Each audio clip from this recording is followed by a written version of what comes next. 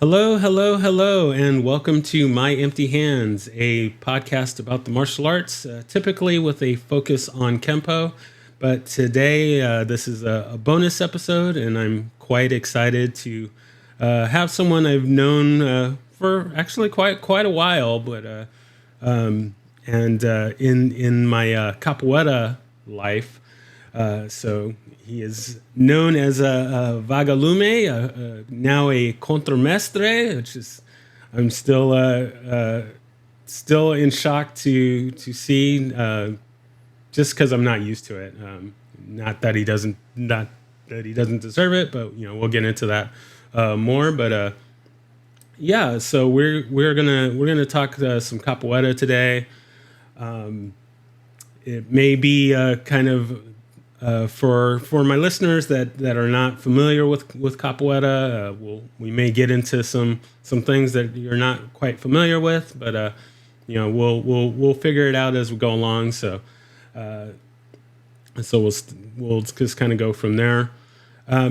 So I usually start things off with just kind of giving a little brief background of my history, and I will just keep it brief and just saying that I have advanced ranks in Kempo and in Capoeira, and then I've also done some Taekwondo and some Hapkido and some boxing, and we'll kind of get into it more as we go along. But I'm gonna turn it over to our esteemed guest today, and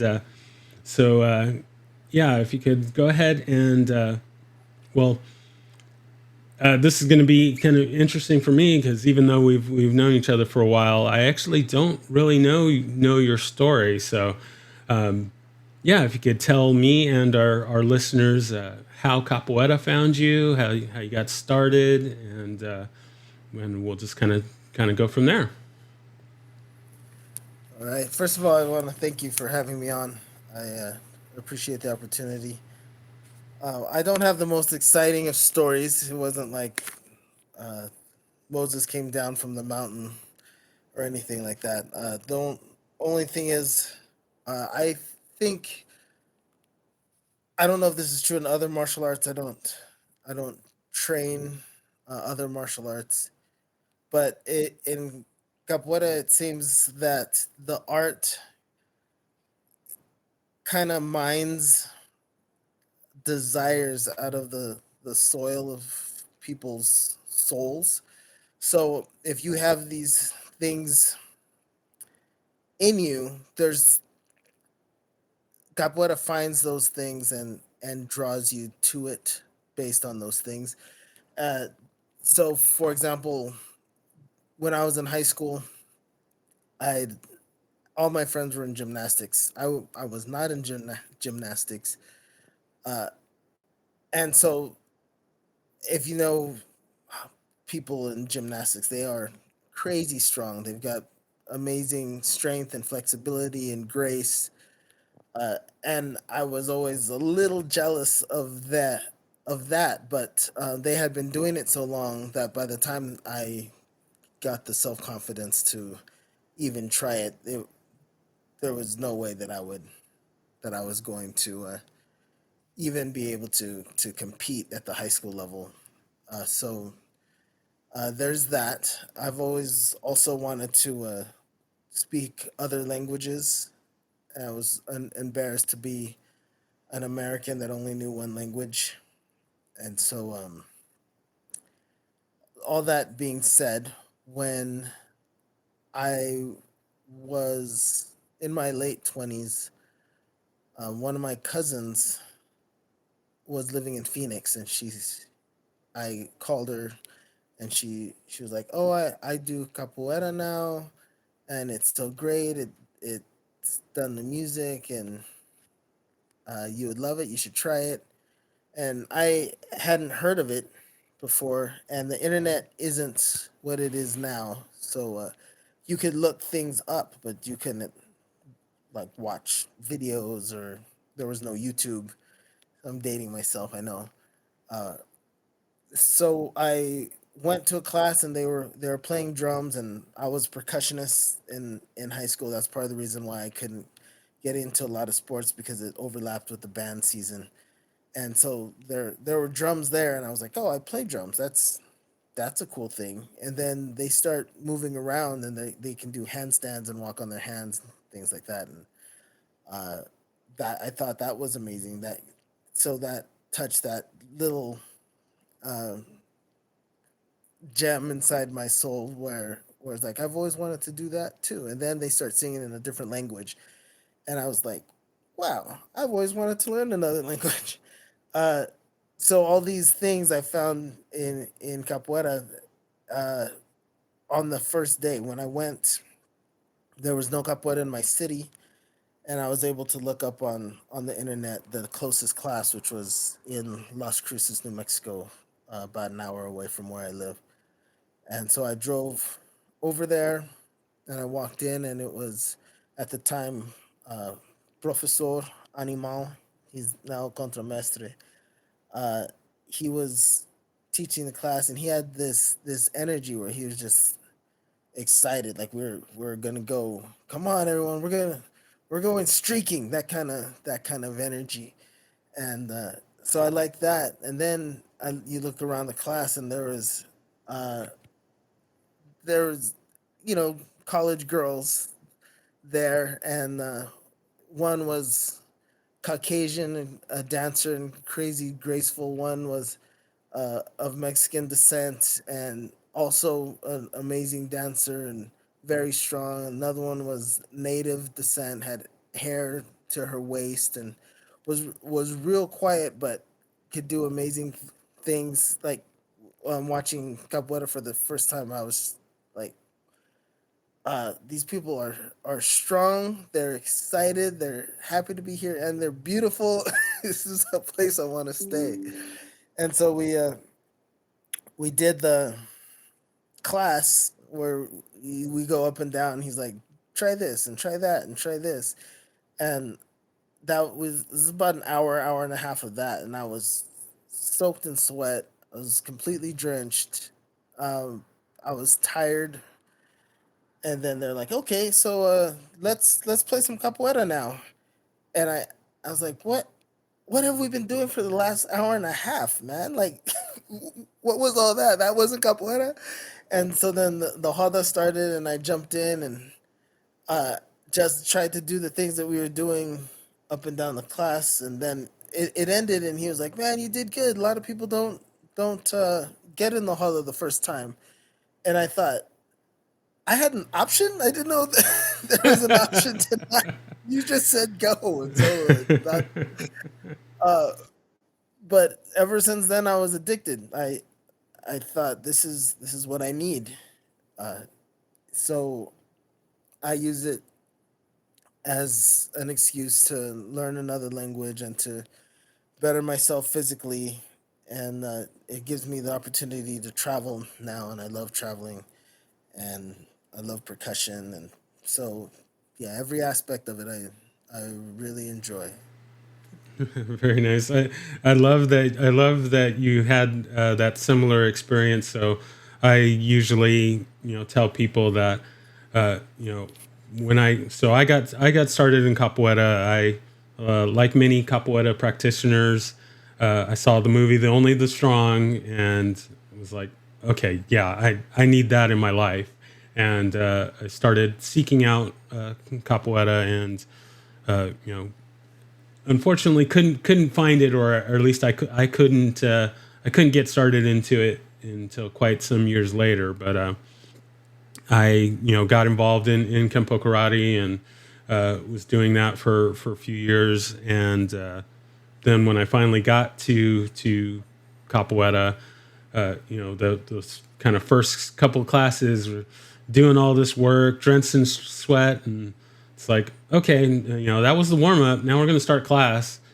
It's like, wait a second, what? We haven't started class yet? Like, I'm already. This is a warm up in capoeira is by far harder than any of the hardest sparring classes that I've had in kind of any of the other arts I've dealt with. So I like to see that I'm not alone in that in that aspect. So yeah. Uh, so you were not, you're not a martial artist. Didn't have any other kind of aspirations for martial arts before getting into capoeira at all. It was just I I had looked. I did taekwondo maybe for about a year, uh, until it started to feel like I was paying for a belt, uh, which I just I didn't. One this one time in particular, the sensei was saying that I needed to learn this certain kata to move up, and so then I would practice it, and I didn't get it. Like when it came down to test, like I completely blanked, and I didn't do any of it right. Like I did the first level kata, and then I started the second level with where I was supposed to be, and then like blanked, and then he was like, "No, no, no, don't worry, you paid, right?" And I said, "Yeah, I paid," and then he was like, "Okay, here's your belt," and I was like, "I don't feel like I really earned this. Like I that. didn't learn the thing you told me to do," and so that was that, and then my mom had put me in karate after I got into a fight in elementary school, and so w- went to one or two karate classes when I was, I don't know, maybe 10, and we had to spar with, there were girls in the class, and they put me up against this girl, and we were supposed to spar, but all I could hear was my mom's voice saying, you know, never hit a woman, never hit a girl, you're not supposed to hit a girl, and they're like, okay, go. and I remember having this cognitive disconnect, just like, okay, you just put me in a ring, or like, and I'm supposed to hit this girl, but my mom told me never to hit a girl. So like, what's up? And needless to say, she wiped the floor with me, and I told my mom after that, nope, don't want to do karate. It just doesn't make any sense. Gotcha. Which is interesting now because in capoeira everybody is pretty much equal. So like, it doesn't matter your weight class. Uh, there could be a female across from you that's a third your size, and you're both supposed to interact in the game equally, and that's another aspect of capoeira that I like, that we don't separate people, and there's no need because we're not really supposed to make contact. Yeah, yeah, yeah. There's the community aspect is, one of the things that I love about the art, and the cooperation and the connection, and so we like to say in the Roda, the capoeira is a conversation between the people that are in the circle, that are playing together, and working with each other. It's not just that we're there to just show off our fancy moves, but we're non-verbally communicating with each other, and so yeah, I really love that aspect of it. So And I said we're not supposed to make contact. I should clarify, we're not supposed to make physical contact, but you are supposed to make a connection with the other person and have an interaction uh, on a certain level using your physical body. Uh, but that's completely different than just striking somebody with your foot. gotcha, yeah, yeah. Well said, and I agree with that 100%. So you started taking the classes, and so were you still making that drive to Las Cruces when all the time when you got training, or were you able to find Yeah, anything a little bit closer to you? there was nothing. El Paso, even now, is kind of the type of city that if you see something new or up and coming, you'll most likely not find it in El Paso. So either you'll have to do it yourself and make it happen, or you'll have to sit down and be patient and wait for it to show up in 5 years. And so I drove from El Paso to Las Cruces for the first about 2 years of my uh, capoeira journey, and it was fine. I mean, I didn't mind making the drive because I really enjoyed the classes. But what was annoying is that it was in a college that I did not go to, and so sometimes there'd be things going on in the college, and I'd make the drive, and oh, we don't have a place to train, or they would have communicated with themselves before I got there, and decided that they were going to cancel class. And so then I would drive the hour just to find a piece of paper on the door saying, "Oh, we canceled class," and that that was annoying. But it didn't stop me. I didn't let it discourage me. And then the teacher, Professor Animal, uh, graduated from the college and he got a job in a different city. So he was going to leave, and he was going to leave the group in the hands of some of his students. And his students had maybe 18 months longer training than I had. And so when he left, or when he was about to leave, I asked if I could keep a group together in El Paso, uh, instead of making the drive to train with these guys that only have a few months more than me. And and he said yes. He said, "Yeah, you keep the group going. If you get steady group and a place to train, then the masters will send a mestre to your city, and you can train there in El Paso." And I thought, well, that's cool. I can do admin stuff. So uh, that's the whole reason why I started teaching capoeira, was to keep a group together for them to send a mestre to my city. And it was many years, over a decade later, that I realized that that's not how it works. And the mestre never showed up. Uh, but by then I had already committed myself psychologically to the art. So here we are. Now there is a contramestre here, but it just happens to be me. Yeah, no.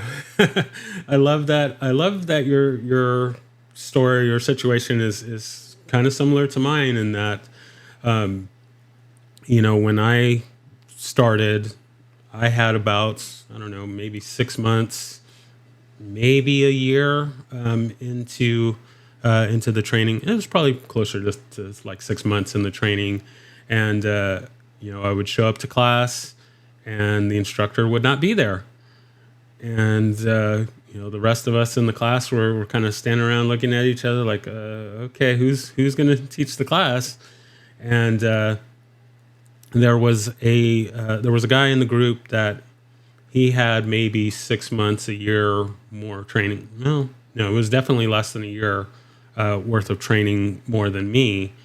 And we'd kind of look at each other, and he would be like, "Well, I'm not interested in leading the class." And so it's like, "Well, I'm the one that has the most experience, so I guess I'll try and lead something." And since I had the karate background, many of those early classes that I would kind of run, we do a little bit of capoeira, and then kind of the rest of it would be karate kicking drills, because that's what I knew. So had a little kind of a karate capoeira situation going, but and then the instructor would come back, and things would be fine, and then the next summer would roll around, and he was very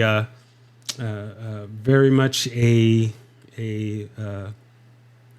can't think. I'm trying to think of at a loss for the word at the moment, but he's had a very relaxed attitude about things, and yeah, Rolling Stone. he would just kind of take off and you know live have that wonderful summer, but he would not tell anybody that he was leaving, and he would not respond to any calls or texts or emails. So once again, I would find myself, oh, I guess I'm leading the class, and so that kind of happened quite a bit more and more over the years, and kind of similar, trying to, you know, we had a good group going, so I just kind of did it whatever I could to kind of keep things going, and had a talk with the mestres, and they're like, oh well, we'll kind of help you out, keep doing your thing, and we'll kind of help you out where we can, and so they kind of kept a watchful eye, but yeah, the didn't really kind of send anyone out. But so I can definitely relate to that. But um, Yeah, in retrospect, I kind of wish that I would have humbled myself a little bit and just kept driving, because those guys, even though they had 18 months more than me, they were young and agile, and they're amazing. And some of them still come around, and I wonder what sort of at capoeirista I would be today if I had just continued to train with them instead of coming out on my own. But you can't do redos in life. So well, we I look at it as things kind of happen the way they happen because they need to happen that way. So, like looking at my journey, had I found a capoeira school in San Diego where I'm from, I would have. I don't think I would have, met kind of the same people that I've met, and had some of those experiences. And I like to say that capoeira finds you. I think that capoeira wasn't ready for me at the time that I originally wanted to start, and I needed to have whatever those particular life experiences to then get started in it. So even though you wanted to maybe train with those guys more, uh, the universe, capoeira was not, was like, no, that's not your path. You need to be on this path. So I look at it that way. So I think it worked out. You're doing pretty good, pretty good where you're at. So I think it worked out in the right fashion. it it has I it also helped me when I first started. I was, like I said, in my late 20s. I met my now wife shortly after that, and we found out we're gonna have a child coming soon, and so she was moving from the city she was in, and she was gonna come move in with me at the time, and it's a it was a pretty scary time, honestly. Like, I didn't know, is this relationship gonna work out? I didn't know if I had what it takes to be a good dad, uh, because I didn't have any sort of example for that growing up, and capoeira gave me the space that I needed at that time, because there was a lot of change happening uh, in my household, and I could say, oh, when things got too much, I would say, oh wait, I got to work on the 501(c)(3), or oh, I really got to work on the financials for capoeira. Okay. And it, outside of just training and giving myself a physical outlet, it also allowed me a legitimate excuse to make space when I found myself stressed at home. And right off the bat, it kind of created a balance. Like, uh, I could I could be with the family, and then I would purposely carve out time for capoeira, and then vice versa as the family situation worked out, and we had more and more kids, and like it's been great. The relationship ended up working out great.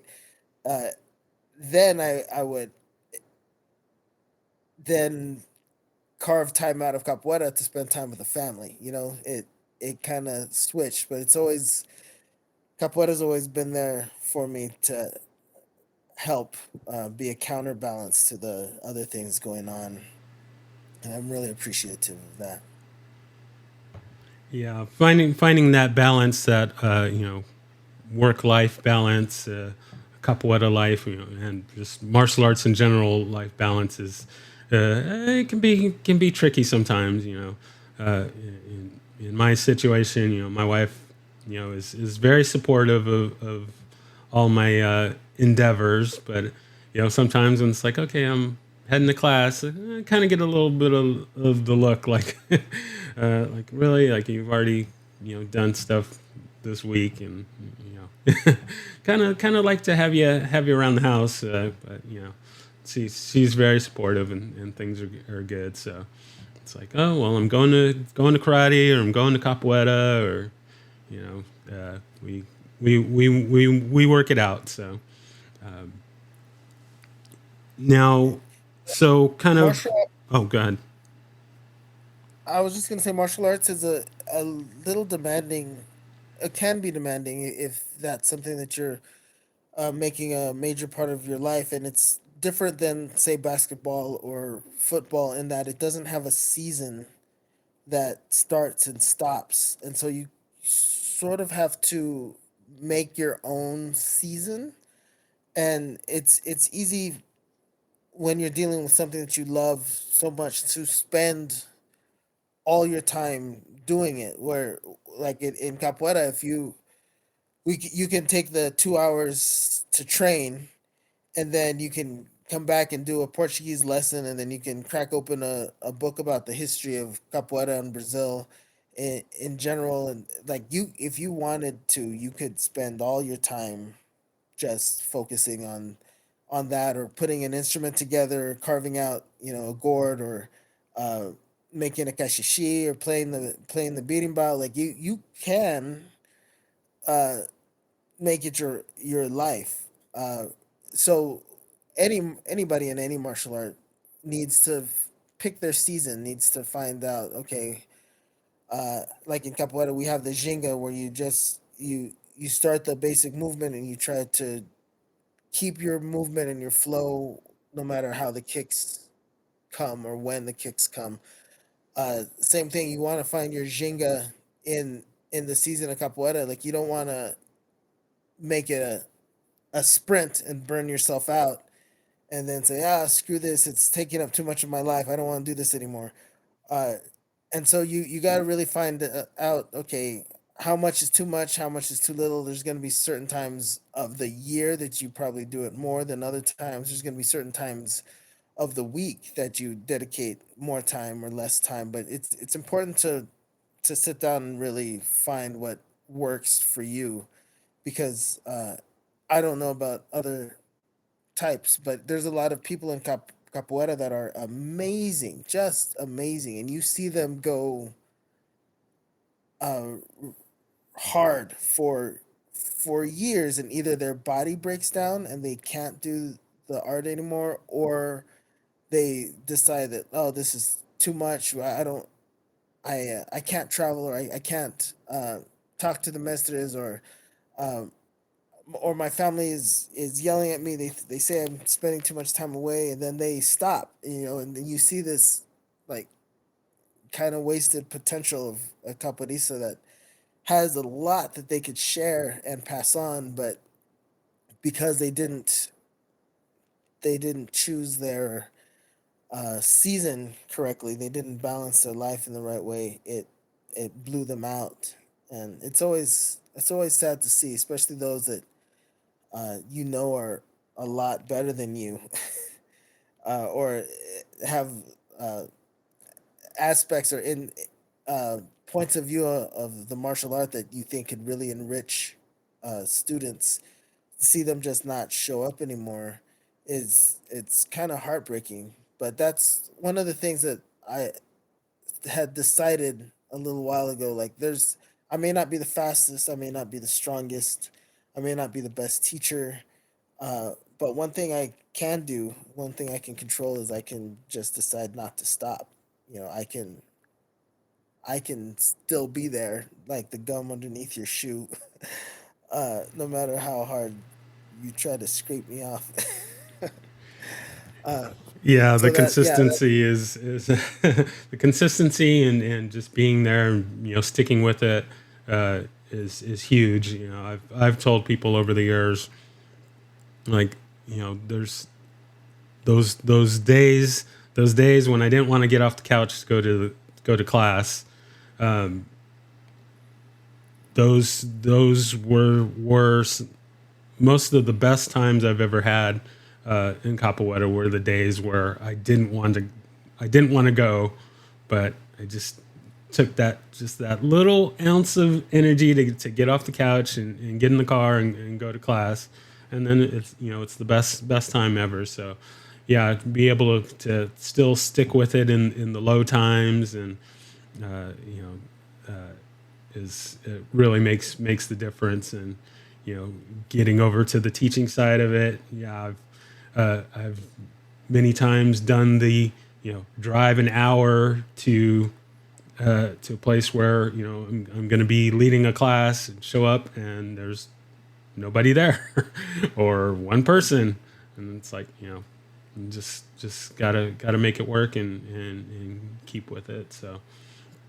yeah, that's yeah, that there are that's important. definitely those times you got to fight through, because there's, especially you're starting your own group or starting any business. It it's feast or famine sometimes. Like, a lot of people don't understand how much it takes to just keep showing up, even when you're the only one showing up. Uh, but thankfully, if you keep at it and keep working, your work pays off, and these other people start seeing your vision. Gotcha. So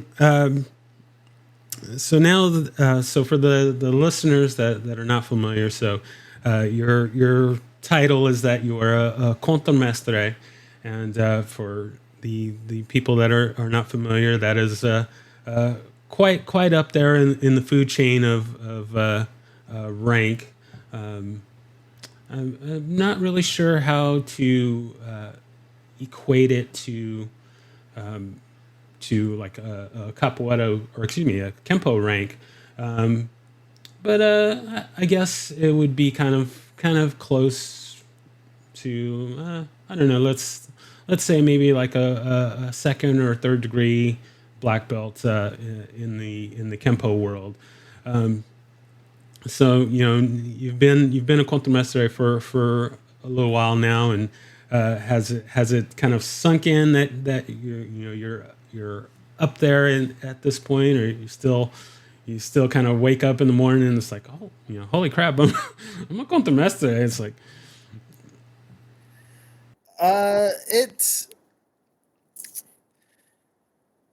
It's an interesting thing. It's mostly in my head.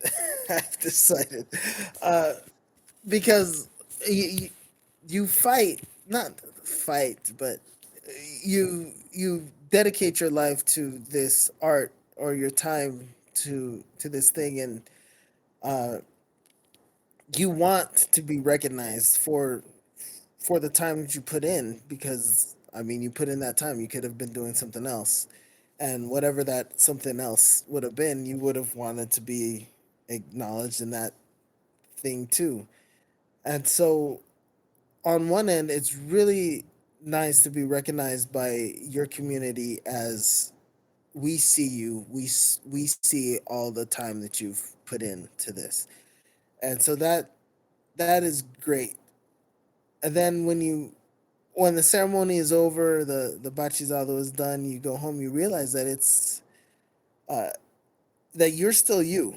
You know, nothing's changed really. Like, yeah, maybe people are calling you something different, but like I still am gonna have to, you know, go teach class and print another flyer and think about another way to get the word out in my city. And oh, should I uh, do this Facebook ad, or does it make sense to get on TikTok and start doing something there? You know, like it's all nothing after the ceremony. After everyone's saying, "Hey, good job, man," you realize that that's the same. There's it's instead of saying, uh, "Wow," you it's not like crossing a finish line and of a race, because you run a race and you cross the finish line, you stop.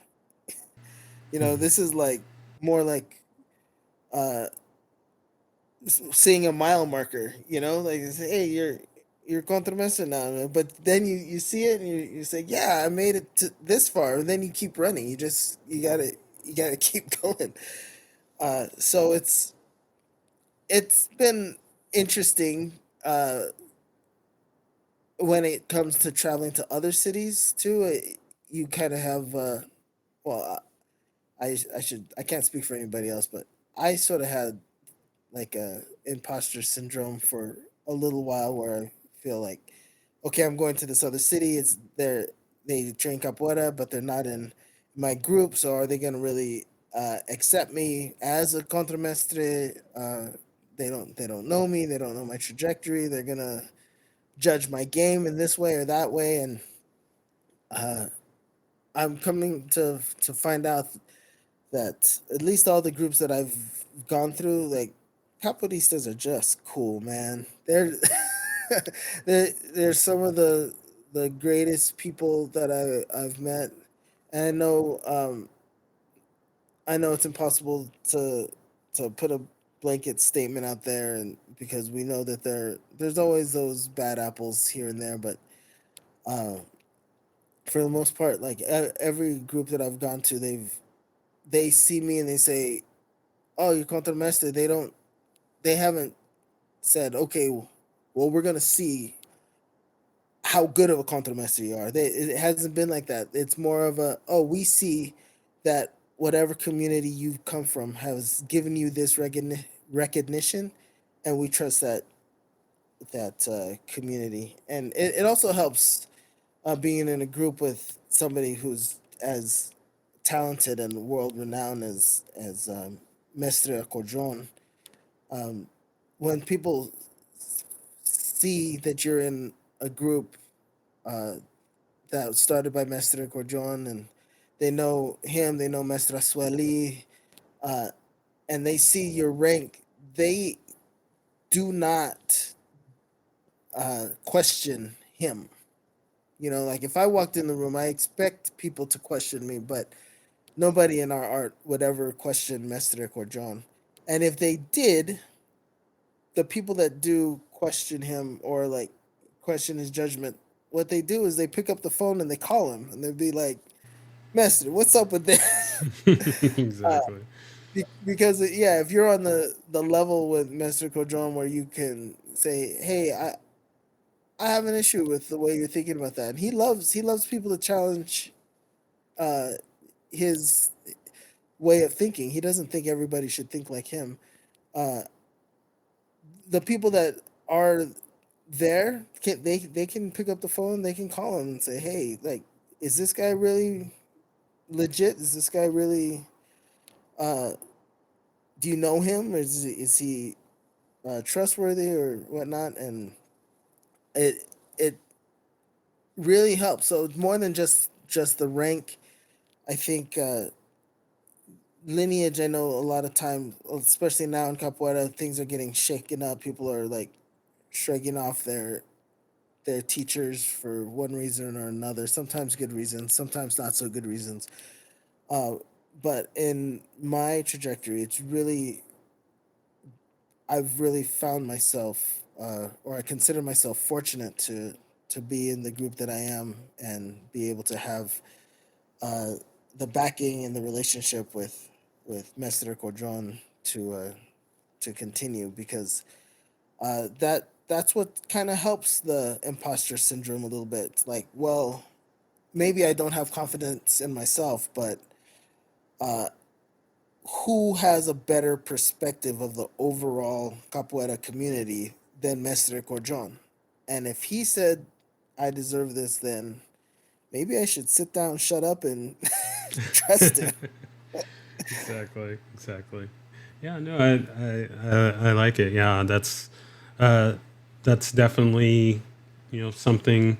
So, in the Kempo world, and hopefully the listeners are not going to freak out, but there's a little bit of drama in politics in regards to rank, and there are people out there that have a rank that others think, yeah, maybe you shouldn't have that rank, and we they there's a lot of infighting about that. And in capoeira, I'm sure it exists in capoeira as well, but I think it's less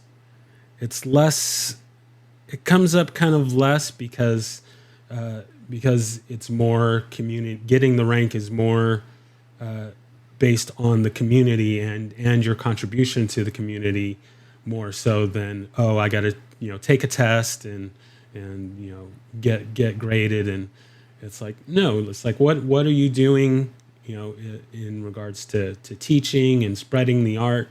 And then that's when the higher ups say, okay, we're going to give you this rank, or we're going to recognize you with this position. And so I always find that much more satisfying in regards to dealing with rank and stuff. So if they say it, you earned it. And I've seen what you've been doing all of these years, and yeah, you definitely deserve it. So no need to no need for imposter syndrome there. You've definitely earned it. So that's great. So typically at this point we kind of hit what I call the lightning round, but since that's Kempo focused, it doesn't really apply to capoeira because we don't have forms and things like that. So I'm going to change it up a little bit, and based on the time that we're recording here, I'll go ahead and throw something current in there. Do you have any thoughts on the upcoming Tyson Jake Paul fight? Uh, my thoughts on the Tyson Jake Paul fight. I think it's going to be incredibly entertaining. Uh, and that's one thing that both of these uh, fighters are really good at, is hype, getting people in seats, getting people's eyeballs on the channel to for something to happen. I really wish I could cultivate the ability to build hype to that level. Because if I was able to um, put a seed in somebody's brain and make them like really really want to go to capoeira class, uh, I I would take that class. I would find whatever it is to tap into these guys' abilities to make people want to talk about it. Want to be there, want to see it, and uh, that. And people want to see it for different reasons. There's some people that want to see Jake Paul get knocked out in the first 30 seconds. Other people want to see how somebody 60 plus does in the ring. Uh, so like, yeah, people are watching for different reasons. I think it's going to be exciting. Well, I'm hoping it's exciting. I hope it's not just like 8 rounds of watching people do bad dancing. Uh, but at that point, it's irrelevant, right? Because they've already sold the tickets. They've already Yeah, gotten us yeah. tuned in. Yeah, no, I But yeah, described I it. hope it's a look. I described it as I see it as a circus sideshow, and they're of course the money is going to be a big thing, and yeah, they're doing it for entertainment, and I would be very surprised if either one of them is really taking this serious. And I said that they're both gonna come away with this, and you know they they're not, neither one of them is going to want to have their legacy tarnished. Um, especially Tyson. It's like, you know, oh, you get beat by a YouTuber or whatever. Yeah, I don't think he wants that, and you know, Right. and then Paul, he gets to, you know, win, lose or draw, he gets to say, oh well, I stood toe to toe with Tyson, and so yeah, Yeah, it's he's won already. yeah, If he gets knocked out, he's like, "What do you expect? It's Tyson." yeah, Uh, exactly.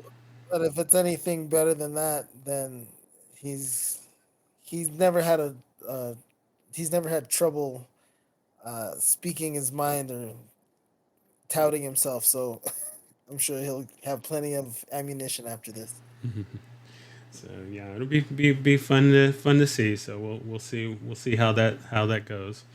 So yeah, I think we're gonna close out our time today here. I thank you so much for being on. So now is your time for shameless self promotion. So you can plug anything you want, or anything else that you want to say before we close out here. You've got the floor, and yeah, take it away. Right. Well, I'd like to plug the Contramestre Vagalume special brand of eyeglasses. I think everybody should go out and buy them. I'm kidding. I'm joking. I don't have any merch. If I had merch, I'd be doing good. No, we're gonna have an event in El Paso, Texas. If you are in the Southwest, uh, try to come out. That would be great. It's gonna be Martin Luther King Jr. weekend, January 17th through the 19th. And if for some reason you're listening to this podcast and it's not in the year of 2024 or early 2025, uh, our event is almost always going to be on Martin Luther King Jr. weekend. So just look at the calendar, find out when that weekend is, and uh, come check us out. El Paso is pretty nice in January. So if you're in part of the country that gets to gets a lot of snow, gets a lot of ice, you can come snowbird for a weekend in the Southwest, and it'll be pretty tall. It'll be more tolerable than the North. I'll guarantee you that. And Texas, I mean, we're El Paso's a little closer to LA than it is to Houston, but that doesn't mean that other people in Texas shouldn't make the drive. You guys come out here and see us. We'd love to have you and throw some kicks, have a little bachi papo, and share some time. And I also want to shout out to all your listeners, the people that are listening. I think it's good. I'm the kind of person that I think you should support local, and so if you're listening to this podcast, good on you. Keep supporting, uh, because who knows, it could blow up, and you don't want to be uh, late on the train. And hopefully you heard something here that you can take with you. Whatever martial art you're doing, choose your season. Take care of your body and find balance. Not only in your martial art, but uh, in relationship of to your life. Make see if you. I'm not saying stop your martial art and do your life. Talking about weaving your martial art into your life in such a way that it makes your entire life smoother. I think it'll help you go a long way. All right. Yeah, no. Again, thank you so much for being on, and can't wait to get this out to the listeners, and yeah, we'll definitely talk soon. I'm gonna do my best to make it out to the event in January. So I know I keep missing it out, but I'm going to make you a high priority. So definitely want to get out there and share some good times. So yeah, thank you again, Thanks. and we'll This has chat been soon. fun. We'll have to do. Yeah, we'll have to do it again. Oh, for sure. All right. Well, thank you. Thank you for listening to My Empty Hands. If you enjoyed the show, please share it with a friend. If you didn't enjoy it, please share it with an enemy. If you'd like to be a guest, or if you would like to recommend a guest for the show, please email me at podcast@talkingkempo.com. Thank you.